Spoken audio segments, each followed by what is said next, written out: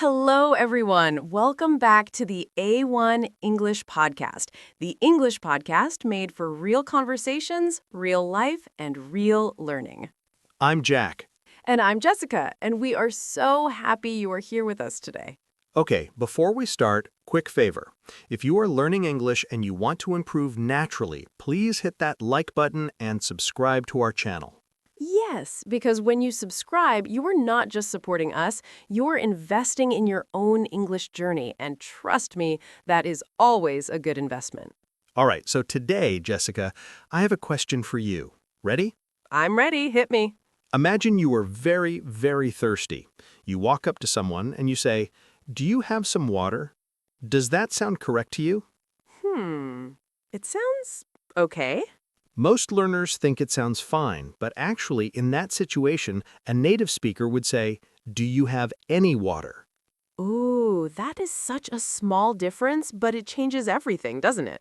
It really does, and this is exactly what we're talking about today. Today's topic is some and any. Two tiny words, but they confuse so many English learners. Even intermediate and advanced students make mistakes. We're talking about questions like, when do I say some and when do I say any? Why is "do you have any questions" correct, but sometimes "do you have some questions" is also correct? Yes, and why does the meaning change depending on which word you use? By the end of this episode, you will understand some and any so clearly that you will never feel confused again. Not perfect, but confident, and confident is all you need to start speaking better English today. So let's go. No stress, no boring grammar textbooks, just real English. Just like a conversation. Let's do it. Okay, Jack, let me ask you something. When you first learned about some and any, what did your teacher tell you? My teacher said use some in positive sentences and any in negative sentences and questions. Done. And that's what almost every textbook says, right? Exactly. And for a while, that rule seems to work. You say, "I have some apples." Positive sentence. Correct. "I don't have any apples." Negative. Correct. But then one day you hear a native speaker say, "Would you like some coffee?" And you think, wait, that's a question. Why is some being used in a question?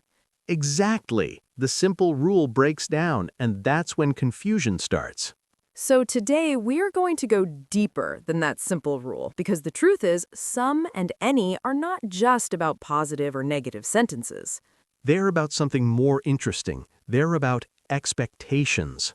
Ooh, say more about that, Jack. Okay, so think of it this way. When you use some, you are expecting the answer to be yes. You believe something exists or is available. And when you use any, you are open. You are not sure. You have no expectation. That one idea, expectation, will fix so much confusion. Let me give a simple example. If you walk into a bakery, you can see the bread on the shelf.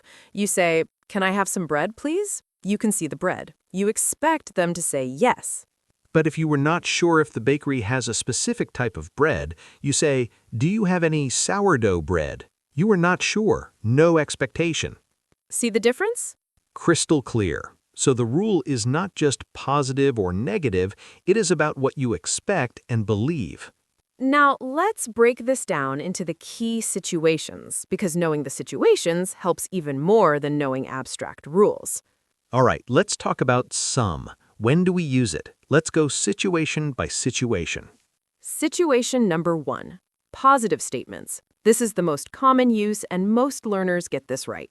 Examples. I have some money in my wallet. There is some milk in the fridge. She bought some new shoes. Notice, in all these sentences, something exists. Something is there. We use some because there is a quantity of something. Now, here's where it gets interesting. Situation 2. Offers and requests where you expect the answer to be yes. This is where many learners go wrong. They think some can never be in a question, but it can, and it often is. Classic example. You're at your friend's house. Your friend is a great cook. You can smell amazing food. You say, "Can I have some of that? It smells incredible." You used some in a question because you expect your friend to say yes. You're basically already assuming it will happen. Another example. A waiter comes to your table. He asks, "Would you like some dessert?" He's offering. He expects you might say yes, so some. Now here's a really common mistake. Oh yes, the mistake. People often say, "Do you want some help?" This sounds fine, right? Because you were genuinely offering and expecting they might say yes. But then someone says, "Do you have some problem with me?" And this sounds aggressive, almost accusatory. Yes, because you are assuming they have a problem. That expectation completely changes the tone. So some carries your assumption or expectation into the sentence.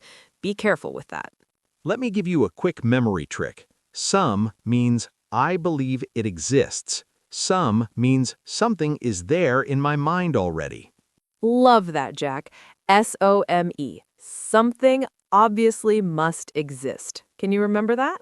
That is genius, Jessica. Everyone, write that down. Some means something obviously must exist. Okay, let's practice. Everyone listening, pause for a second. Which sentence is correct? Say it out loud. Situation. Your colleague looks tired. You want to offer them a coffee. Do you say, A, would you like some coffee? Or B, would you like any coffee? Ready? Think about it. Are you expecting them to say yes? Are you making an offer? The answer is A, would you like some coffee? Because you are making a warm, friendly offer. You expect they might say yes. Some is the right choice. Did you get it right? Amazing. If not, no problem at all. That is exactly why you are here. All right, now let's talk about any. And honestly, once you understand some deeply, any becomes very easy. Because any is the opposite. Any means I am open. I am not sure. I have no expectation. Situation 1 for any, negative sentences. This is where any is used almost always, when you say something does not exist. Examples: there isn't any sugar left. I don't have any money. She didn't make any mistakes. He couldn't find any parking. In all of these, something does not exist, so we use any. Situation 2. General questions where you have no expectation. You genuinely don't know the answer. You're curious or checking.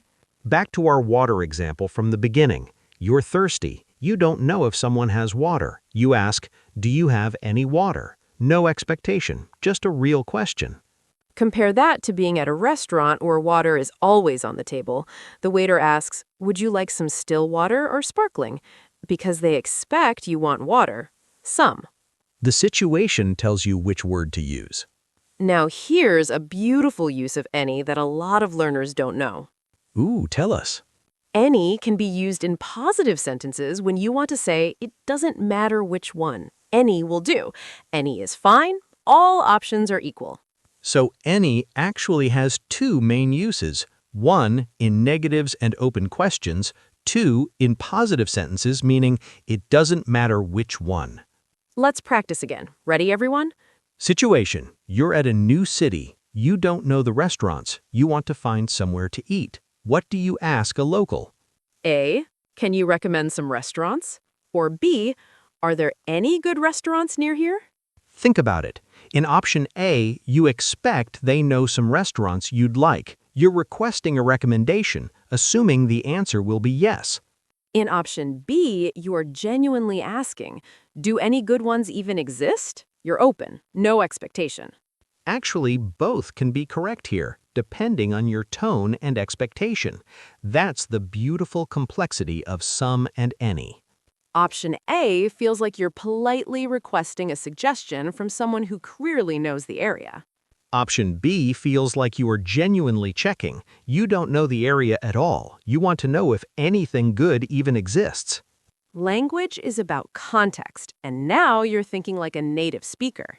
All right, Jessica, let's go through the most common mistakes learners make with some and any, because mistakes are the best teachers. Yes, and I want everyone to know these are very common mistakes.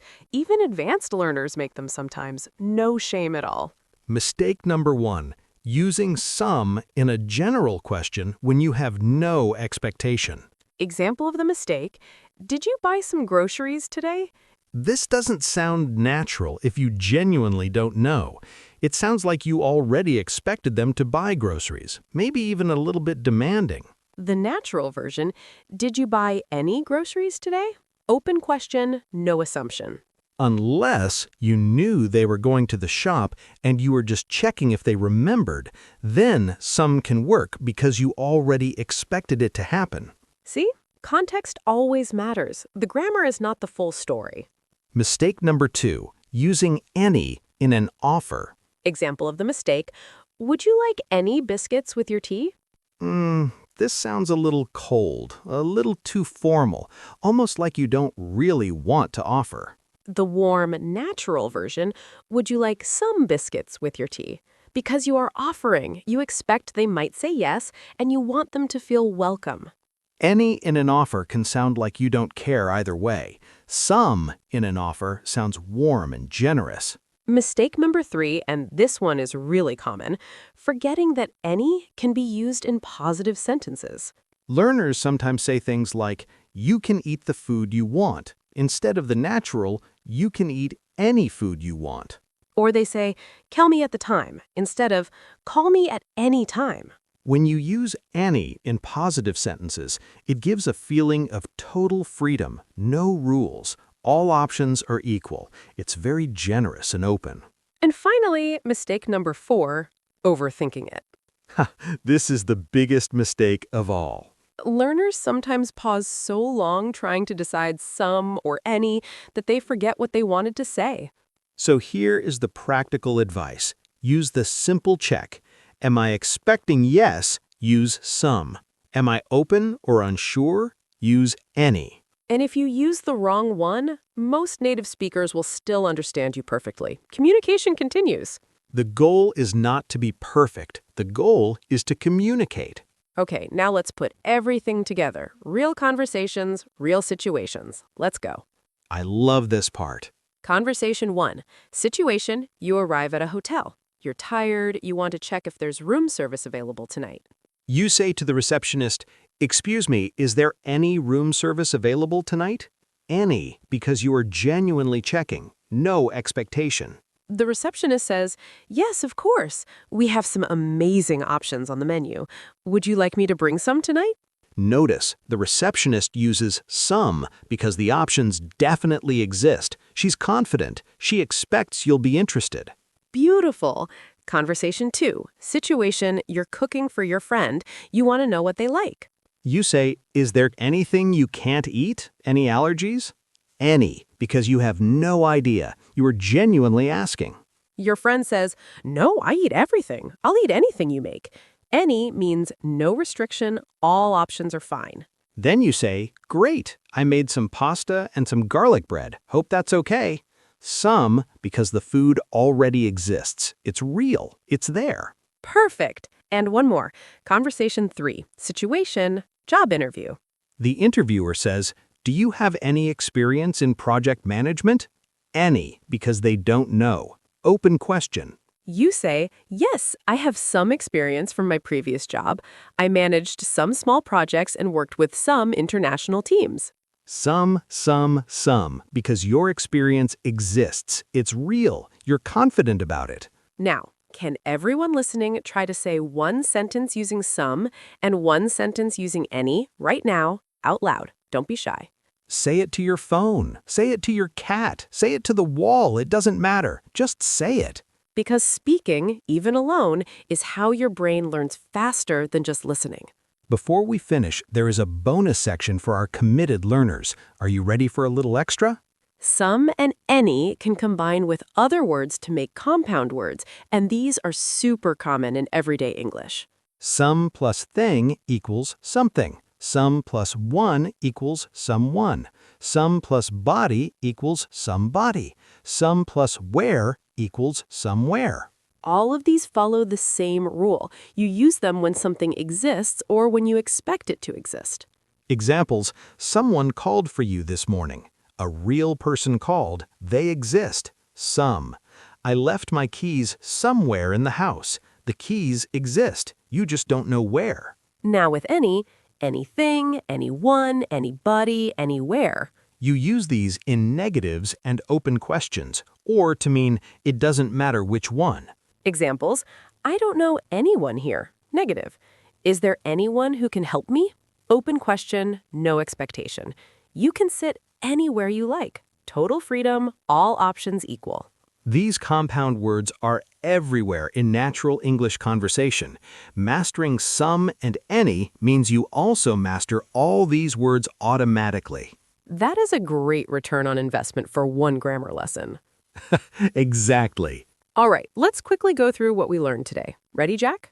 Ready. Key point 1, some is used in positive statements when something exists, and in offers and requests where you expect the answer to be yes.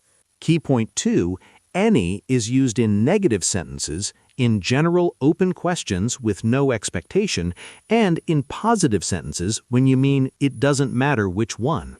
Key point 3, the real secret is expectation. Some carries an expectation. Any is open. And key point 4, some and any work exactly the same way with something, someone, anywhere, anything, and all those compound words. Now, don't try to be perfect. The goal is not perfection. The goal is to communicate, confidence, progress. Make mistakes. That is how every single person learns a language. Every single one of us. If you remember one thing from today, remember this. Some equals I expect it. Any equals I'm open. And if you want to test yourself, try this exercise this week. Every time you hear some or any in a movie, a song, a conversation, stop and ask yourself why that word was chosen. You will be amazed how fast your ear adjusts. If this episode helped you today, please hit the like button. It helps us reach more learners just like you. And if you want more real English conversations like this one, subscribe to A1 English Podcast. We upload new episodes every single day. Every day, new topics, real conversations, real learning. Thank you so much for spending your time with us today. That means everything. Keep practicing, keep speaking, keep improving. You are doing better than you think. See you in the next episode. Bye, everyone.